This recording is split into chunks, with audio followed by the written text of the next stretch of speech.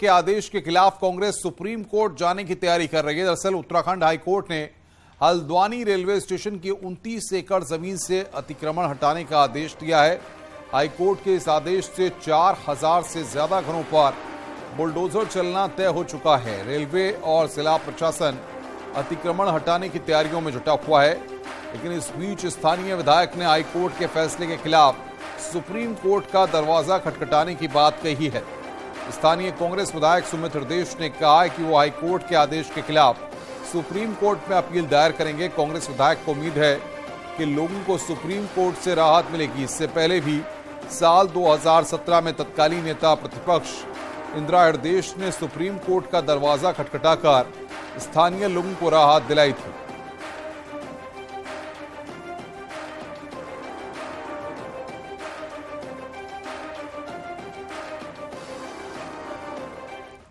देखिए, पूर्व आभास था कि हाई कोर्ट का रवैया रुख क्या होने वाला है, लेकिन अंदाजा फिर भी ये नहीं था कि जो माउंटेन ऑफ एविडेंस, इतना सारा जो एविडेंस सबमिट करा गया था, उसके बावजूद ऐसा निर्णय आया। चलिए, उच्च न्यायालय का निर्णय है, अभी उस पर टिप्पणी करना ठीक नहीं है। न्यायिक प्रक्रिया पे विश्वास अभी भी हमें, और सुप्रीम कोर्ट पे विश्वास है, और हमारा पूरा विश्वास है कि इस पे स्टे अवश्य हमें मिलेगा। आगे बढ़ते हैं। देहरादून से खबर है, जहां पर धर्मांतरण संशोधन विधेयक को राज्यपाल ने मंजूरी दे दी है। उत्तराखंड में अब जर्मन धर्मांतरण कर कड़ी सजा होगी। राजभवन जल्द ही नोटिफिकेशन जारी करेगा। धामी सरकार शीतकालीन सत्र में बिल लाई थी। उत्तराखंड में उत्तर प्रदेश से भी कड़ी सजा का प्रावधान किया गया है।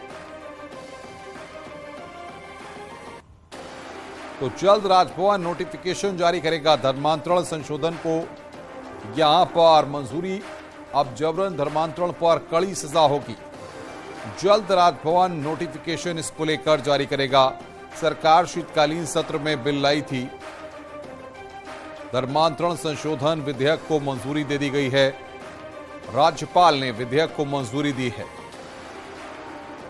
तो बड़ी खबर इस वक्त की हम आपको बता रहे हैं।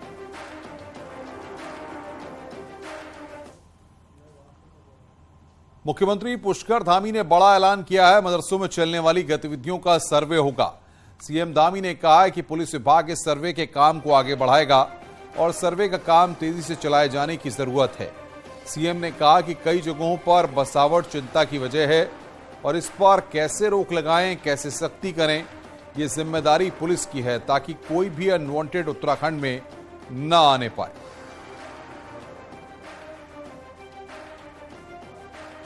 का जो वहाँ पर स्कूली शिक्षा की जगह कई अन्य चीजें भी जो होती हैं, उसके लिए हमने कहा था कि हम उसका सर्वे करेंगे, पुलिस विभाग उसको आगे बढ़ाएगा।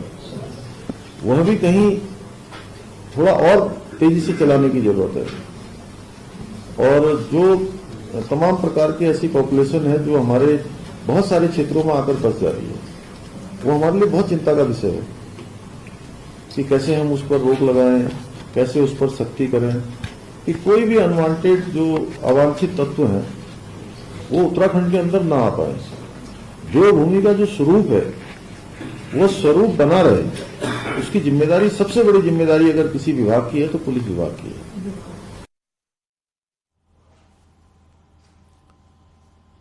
अगली खबर भी देहरादून से है, जहां कोऑपरेटिव विभाग की समीक्षा बैठक सीएम पुष्कर सिंह धामी करेंगे। सुबह 11 बजे सचिवालय में समीक्षा बैठक होगी। कई मामलों में विवादों में कोऑपरेटिव विभाग रहा है। अब तक 3 जिलों में भर्ती की जांच नहीं हो सकी है। विधानसभा में भर्ती में करप्शन का मुद्दा उठ चुका है। बैंकों में कंप्यूटर सिस्टम को लेकर भी सवाल उठ चुके हैं। पहली बार कोऑपरेटिव विभाग की समीक्षा यहां पर मुख्यमंत्री पुष्कर सिंह धामी करेंगे।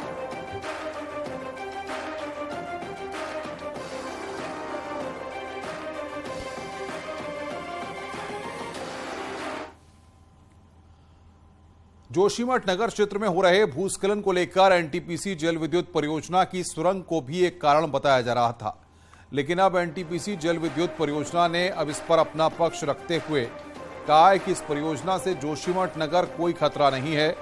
एनटीपीसी जल विद्युत परियोजना के द्वारा जो टनल बनाई गई है उसमें प्रतिष्ठित भूवैज्ञानिकों की सर्वे के बाद परियोजना का कार्य शुरू किया गया है।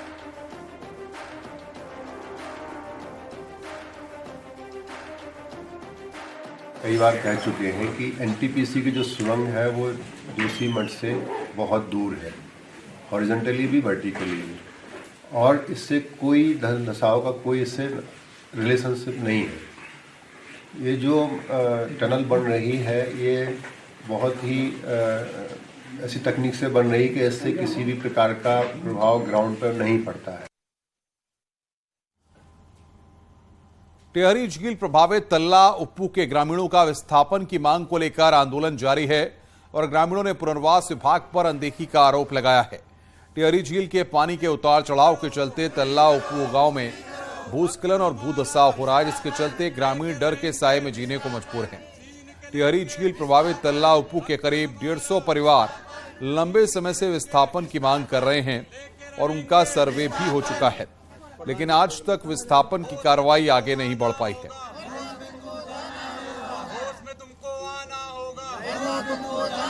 हमारी मांगे पूरी करो, हक हमारा से संबंधित है। हमने यहाँ से भी पेपर्स भेज भी दिए हैं, क्योंकि उनकी जो मांग है वो सिंचाई जो उनकी भूमि गई अधिकृत हुई सिंचाई भूमि उसी के लेकर के है। हमने यहाँ से प्रपोजल बना करके भी भेज दिया है और हम वहाँ पे उसको परस्यू भी कर रहे हैं कि जल्द से जल्द से इससे निस्तारण कर लिया जाए। आगे बढ़ते हैं। उत्तराखंड परिवहन निगम में अधिकारियों की लापरवाही की वजह से इस साल रोडवेज को 50 लाख का नुकसान हो गया है, लेकिन न तो अधिकारियों पर एक्शन हो रहा है और न ही उनसे रिकवरी हुई है। दरअसल फास्टैग का पैसा अकाउंट में न डालने की वजह से बुधवार को टोल टैक्स के नाम पर रोडवेज को तकरीबन 10 लाख का नुकसान हुआ है, जबकि इससे पहले भी इसी साल 4 बार फास्टैग का पैसा अकाउंट में न होने के चलते दोगुना पैसा कट चुका है। इसकी शिकायत रोडवेज कर्मचारियों की तरफ से मैनेजमेंट को की जा चुकी है, जबकि जीएम संचालन दीपक जैन कहते हैं कि सिर्फ 2 घंटे के लिए सर्वर खराब हुआ था। देखिए, उत्तराखंड परिवहन निगम के वित्तीय कुप्रबंधन के कारण वर्ष भर में 5 बार ये हो चुका है और एक बार में करीब 10 लाख रुपए का नुकसान हमारा हो रहा है। तो हमने टॉप मैनेजमेंट से पिछली बार भी कहा था कि संबंधित अधिकारियों की रिकवरी होनी चाहिए और इनके खिलाफ कार्रवाई होनी चाहिए, जिससे ये दोबारा ना हो।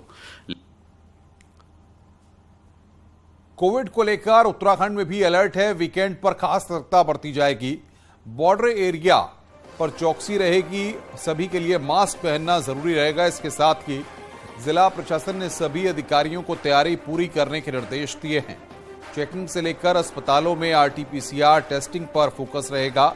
प्रदेश में फिलहाल कोविड के 28 एक्टिव केस हैं। और बातचीत करने के लिए भारती सकलानी हमारी संवाददाता हमारे साथ जुड़ रही हैं।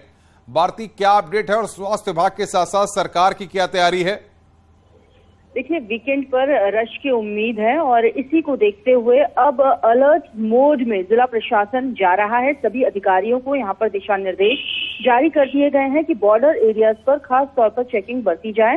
ये यहाँ पर सुनिश्चित किया जा रहा है कि सभी लोग अब मास्क लगाकर घूमें। खास तौर पर भीड़भाड़ वाले इलाकों में मैंडेटरी यहाँ पर मास्क किया जाए, इस तरह की तैयारियां यहाँ पर की जा रही हैं। कल ही एसओपी जारी कर दी गई सरकार की तरफ से। सभी सीएमओ को, सभी जीएम को ये निर्देश यहाँ पर दे दिए गए हैं कि कोविड को लेकर एहतियातन तौर पर सतर्कता बरती जाए। सभी तैयारियां अस्पतालों में पूरी की जाए। बूस्टर डोज ज्यादा से ज्यादा लगे। इस बात को यहाँ पर एक बार फिर से जरूरी किया जा रहा है। हम आएंगे आपके पास।